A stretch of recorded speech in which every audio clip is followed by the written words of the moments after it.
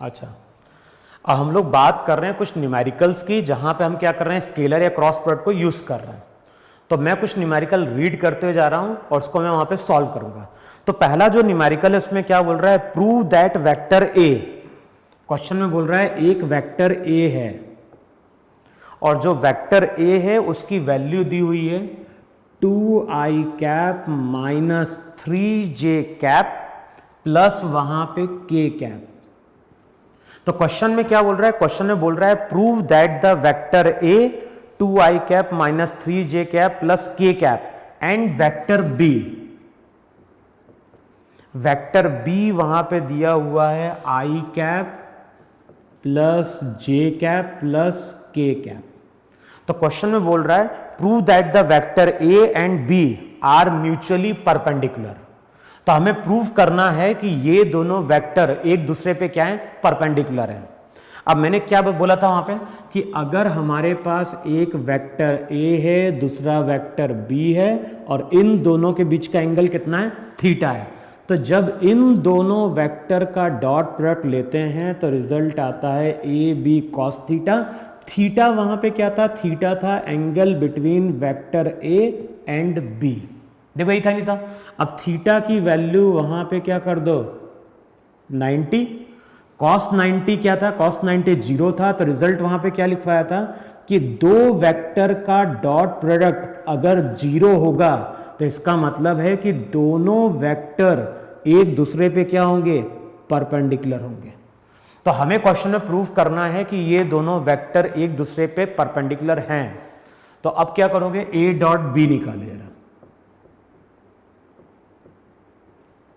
अब ए dot B करोगे तो रिजल्ट क्या था, आई कैप 1 देगा, जे डॉट जे 1 देगा, के डॉट के 1 देगा, बाकी सब टर्म जीरो होती है। तो मल्टीप्लाई करो, 2 into 1 2, minus 3 into 1 minus 3, 1 into 1, result क्या निकल के आ गया, जीरो। आएगा नहीं समझ में। तो अगर दो वेक्टर का डॉट प्रोडक्ट निकल के आ रहा है, इसका मतलब है कि vector A and B are perpendicular to each other. Clear. तो ये फर्स्ट क्वेश्चन था जहां पे हमने वेक्टर के डॉट प्रोडक्ट की प्रॉपर्टी क्या करी, यूज करी। तो इसको नोट डाउन करो। मैं सेकंड क्वेश्चन यहां पे क्या करता हूं, रीड करता हूं। अब सेकंड क्वेश्चन में क्या बोल रहा है, सेकंड क्वेश्चन में बोल रहा है find the angle between two vectors A and B. अब हमारे पास दो वेक्टर्स हैं और उन दोनों वेक्टर्स के बीच का हमें एंगल क्या करना है, फाइंड आउट करना है। एक तो बोल रहा है वेक्टर ए, वेक्टर ए क्या है, वेक्टर ए दिया गया है 2i cap plus J cap minus के कैप। तो एक हमारे पास वेक्टर ए है, दूसरा हमारे पास वेक्टर बी है। अब जो वेक्टर बी है उसको हमने लिखा है i कैप माइनस के कैप। तो हमारे पास दो वेक्टर है, एक है वेक्टर ए, दूसरा है वेक्टर बी। अब हमें क्या करना है, हमें फाइंड आउट करना है इन दोनों वेक्टर के बीच का एंगल। तो अब प्रॉपर्टी क्या यूज करोगे, प्रॉपर्टी यूज करोगे कॉस थीटा। क्या था, कॉस थीटा था A dot B upon A B. तो इस फॉर्मूले को अगर यूज करेंगे तो हम दोनों वेक्टर के बीच का एंगल फाइंड आउट कर सकते हैं। तो अब बताओ दोनों वेक्टर के बीच का एंगल क्या होगा, ए डॉट बी मल्टीप्लाई करो, आई डॉट आई 1 देगा तो 2 इंटू 1 2, जे का जब मल्टीप्लीकेशन होगा तो J dot I 0, J dot के 0, के का जब मल्टीप्लीकेशन होगा तो -1 इंटू -1 प्लस 1। ये तो हो गया A dot B divided by, A है मैग्नीट्यूड तो इसका मैग्नीट्यूड क्या होगा, √4 प्लस 1 माइनस 1 का स्क्वायर 1, बी का मैग्नीट्यूड 1 माइनस 1 का स्क्वायर 1। तो अगले स्टेप में क्या निकल के आ गया, रिजल्ट आ गया 3 अपॉन, नीचे वाली टर्म हो जाएगी वहां पे √2 इंटू, देखो ऐसा लिख लो √2 इंटू √6। देखो है कि नहीं वहां पे, ये हो गया √6, ये √2। तो कॉस थीटा को अगले स्टेप में लिख दें वहां पे 3√12, लिख सकते नहीं, लिख सकते वहां पे। और अगले स्टेप में √12 को हम क्या लिख सकते हैं 4, तो 3 अपॉन 2√3। देखो ऐसा लिख सकते नहीं, लिख सकते वहां पे √3। अगले स्टेप में सिंप्लीफाई कर दो तो √3/2। कॉस थीटा अगर √3/2 है तो यहां से हम क्या बोलेंगे, यहां से हम बोलेंगे कि इन दोनों वेक्टर के बीच में एंगल कितना है, वहां पे 30 डिग्री है। क्लियर? तो ये नेक्स्ट क्वेश्चन था जो मैंने वहां पे डिस्कस किया, इसको नोट डाउन करो। अब मैं यहां पे नेक्स्ट क्वेश्चन रीड करता हूं।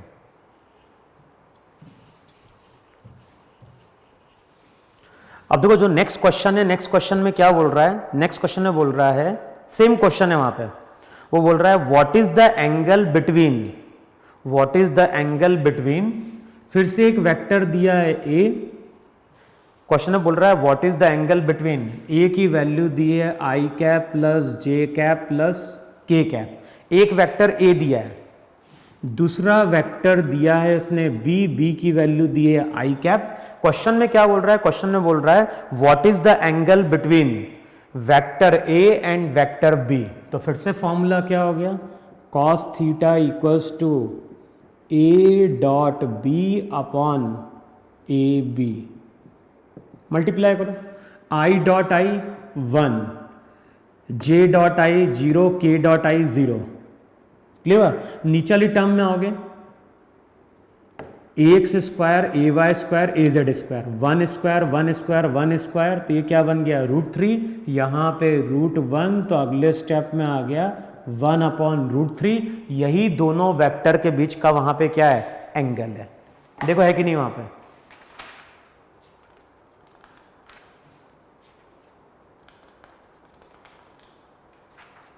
फिर देखो वहां पे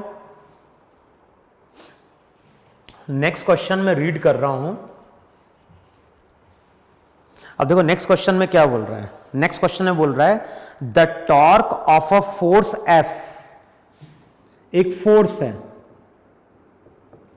और फोर्स की इक्वेशन दी हुई है, फोर्स की इक्वेशन दी हुई है 3i cap plus J cap plus 5k cap. तो ये फोर्स की इक्वेशन दी हुई है, अच्छा ये -3i कैप है, तो इक्वेशन दी हुई है -3i cap plus J cap plus 5k cap.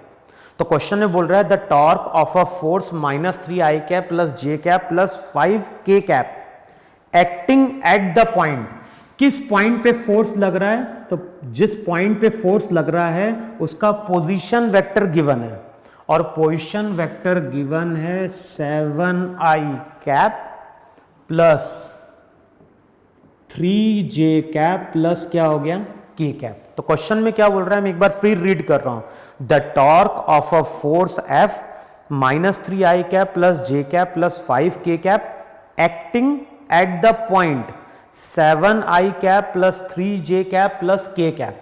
तो आगे तुम लोग रोटेशनल मोशन में पढ़ोगे कि जब किसी पॉइंट पे टॉर्क लगता है तो टॉर्क का फॉर्मूला होता है, अभी केवल तुम्हें फॉर्मूला याद रखना है कि टॉर्क का फॉर्मूला होता है R क्रॉस F। R अगर पोजीशन वेक्टर है और F अगर फोर्स वेक्टर है, तो इस फॉर्मूले से हम टॉर्क क्या करते हैं, फाइंड आउट करते हैं वहां पे। तो अब क्या करोगे वहां पे, सबसे पहली टर्म कौन सी है, R, तो R को क्या लिखोगे 7i cap plus 3j cap plus k cap. सबसे पहले R लिखा जाएगा, फिर उसके बाद लिखेंगे cross F -3i cap plus j cap plus 5k cap. अब मल्टीप्लाई करना जरा स्टार्ट कर जाए, पहले ये वाली टर्म मल्टीप्लाई होगी, 7 into -3 -21, i cross i 0, 7 into 1 7, i cross j k, check करो यही था कि नहीं था, i j क्लॉकवाइज जाओगे तो पॉजिटिव है, तो i क्रॉस j क्या देगा k, फिर मल्टीप्लाई करो 7 इंटू 5 35। अब क्या करना है i क्रॉस k, तो ये क्या देगा -j कैप। तो चेक करो 7i कैप मल्टीप्लाई हुआ कि नहीं मल्टीप्लाई हुआ। अब मल्टीप्लाई करो 3j कैप, 3 इंटू -3 -9। अब क्या करना है j क्रॉस i उल्टा जा रहे हैं, तो -k कैप, 3 इंटू 1 3, लेकिन j क्रॉस j 0, 3 इंटू 5 15। अब क्या करना है j cross k i cap. अब कौन सी चीज मल्टीप्लाई करनी है, के कैप वाली टर्म मल्टीप्लाई करनी है, तो अब मल्टीप्लाई करो वहां पे 1 इंटू -3, तो क्या देगा -3। 1 इंटू -3, ये तुम्हें क्या दे रहा है, ये तुम्हें दे रहा है वहां पे -3। अब करो k क्रॉस आई, बताओ k क्रॉस आई क्या दे देगा, j cap. 1 into 1 1, k cross j, check करो, k cross j minus i cap, और k क्रॉस k 0। अब अगले स्टेप में टर्म को सिंप्लीफाई करो। पहले आई कैप वाली टर्म चेक करे रहा, 15 आई कैप है ना, माइनस आई कैप, तो ये क्या बन गया, ये बन गया 14 आई कैप।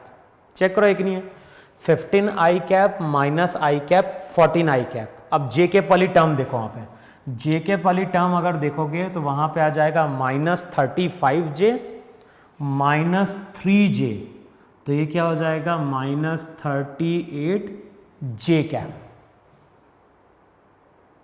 देखो है कि नहीं, वहां पे आई ले लिया हमने, जे ले लिया, अब बचा के, यहाँ पे 7k और ये +9k, तो 9 + 7 कितना हो गया 16k कैप। तो जो टॉर्क लग रहा है, टॉर्क की इक्वेशन क्या आएगी, 14 आई कैप -38j कैप प्लस वहां पे क्या हो जाएगा 16k कैप। तो यही मेरी टॉर्क की वहां पे क्या है, इक्वेशन है। क्लियर हुआ?